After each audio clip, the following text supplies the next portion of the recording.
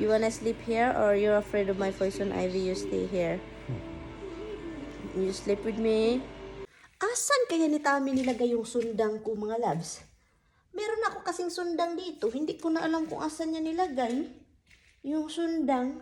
Dito ko yun nilagay yung sundang. Dito. Hindi ko na makikita. Asan kaya yun nilagay? Nawala. Asan kaya yun nilagay sa lagay? Kalorke. Pero parang winala man niya yung sundang, mga loves.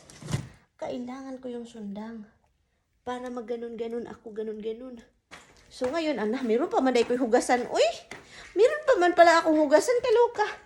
At ngayon, andito na tayo sa labas ng bahay, mga loves. At magdahan-dahan po tayo dito kasi dito po ang pinakamaraming snake akong nakikita. At alam kong nagawa na sila dito ng butas, no? At of course, hindi lang yung snake andito, mga loves. Yung groundhog din, kaya sila yung gumawa ng butas. Pero yung snake is dyan sila nagtatago. Dito, every year ko ito ditong nililinis, mga loves. Pero this time talagang inupawan ko. Kinalbo ko na yung bukid-bukid dito sa amin sa harap ng bahay. Pero ang tinira ko dito is yung kahoy na nasa gitna kasi maganda po yung kahoy na yan, no? Tinime-lapse ko na ito, mga loves, kasi nga sobrang tagal ko ditong natapos kasi nga inaisa-isa ko sila yung mga kahoy dyan. Hindi ko talaga siya talagang kinalbo kasi alam kong tutubo pa yan. At maganda pa naman itong mga halaman na ito kasi yellow sa una and then pagkatapos green. Kaso sobrang lago na niya. At itong mga kahoy tumutubo siya palaki ng palaki at hindi ko siya tinatapon yung mga kahoy na pinuputol ko dyan kasi magagamit ko yun sa aking garden. At yun yung anuhan ng ating string beans, no? At yung mga maliliit na kahoy, yun yung mga tinatapon ko. Umuwi yung kapitbahay, mga Hi. How you doing? Good. How are you? Paminsan itong kapitbahay na ito is uuwi siya para lang sa kanyang pusa kasi nasa labas po yung pusa nila, no? Paminsan kasi sa sobrang ginaw, papasukin niya sa loob kasi nga outdoor yung pusa nila, mga darling. At ito na yung ating butas na sabi ko sa inyo. Ang laki-laki na ng gawa ng butas ng groundhog dito. Kaya pala palagi akong may nakikitang snake tumatakbo dito na side, no? Parang na upaw na dyan o nakalbo na. So basta makalbo na yan, isprehan ko na ito ng pangpatay ng ang dami, mga loves, grabe. Ang dami at ang laki ng tawag nito.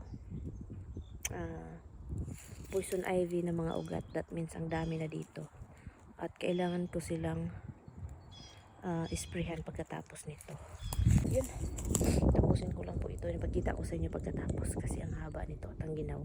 Walang katao-tao talaga dito sa Amerika. Hindi talaga kaya ng mga lula or may mga edad na magpunta dito, mga loves, kasi wala ka talaga makikitang tao at sobrang ginaw sa time na ganito, no? So ngayon tapos na po ako nag-cut sa ating mga damo dito na ating mga talagang ang dami talaga nito kanina.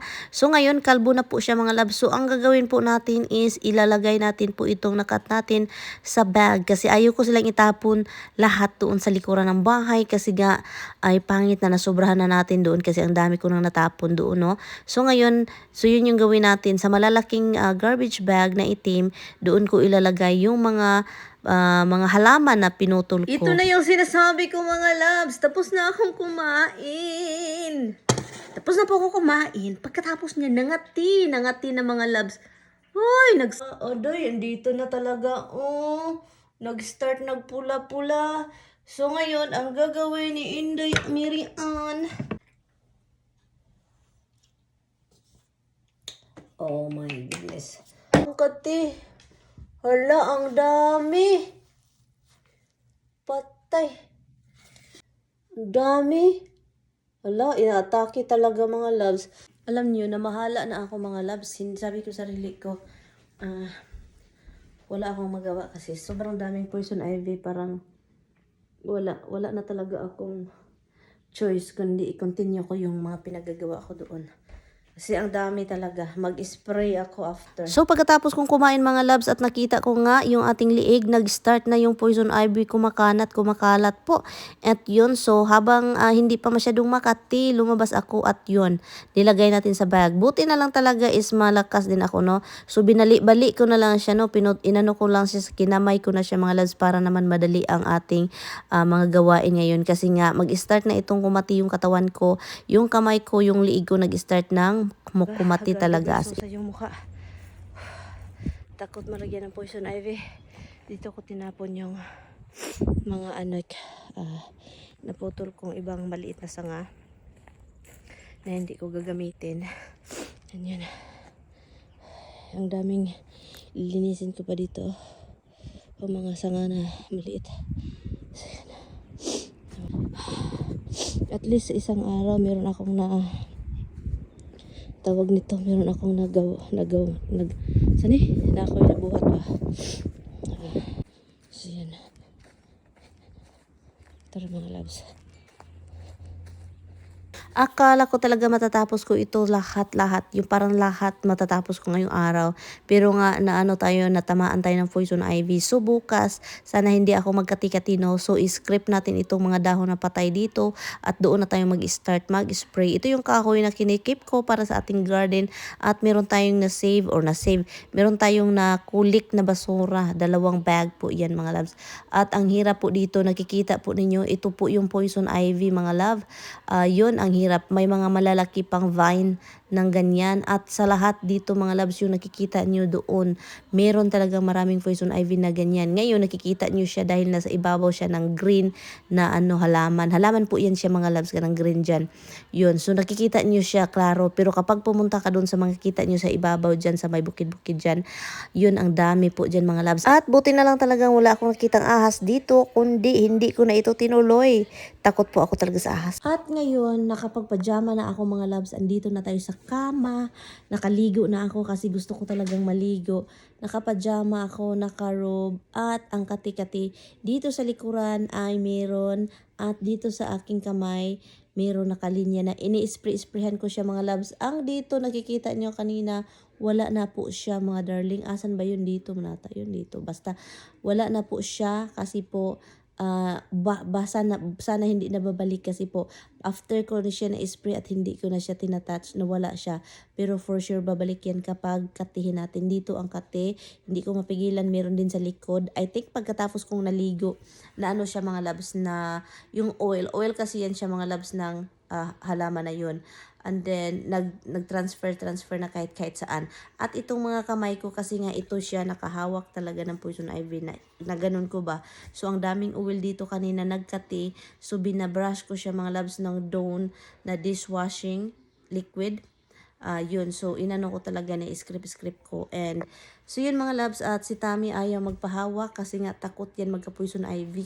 Naglikay sa angko mga loves kasi nga, ang poison ivy kapag inatake ka ng katiga mga loves, and then makati mo yan siya, and ikati mo sa part sa ibang katawan mo, mag-transfer yan kahit saan at ang tagal mawala. No, 11 o'clock ng mga gabi. Let's see, tanungin ko si Tammy mamaya kung magpunta ba siya dito sa kama. Let's see. Kasi nga, natakot yan siya. Let me try, sabihin nga natin sa kanya. Nag-robe ako mga loves to make sure na hindi mag-transfer sa aming kama. And para yun. May fireplace siya dito. And let's see.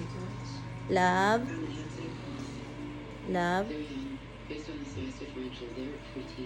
You wanna sleep here or you're afraid of my poison ivy? You stay here. You sleep with me. It's up to you. You tell me.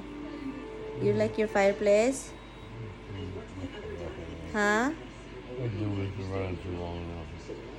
Why? How many hours that should be? Probably like another hour.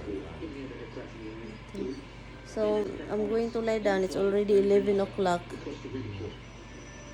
These kids had their treats already. You put on channel 86. 86. You're not afraid of me?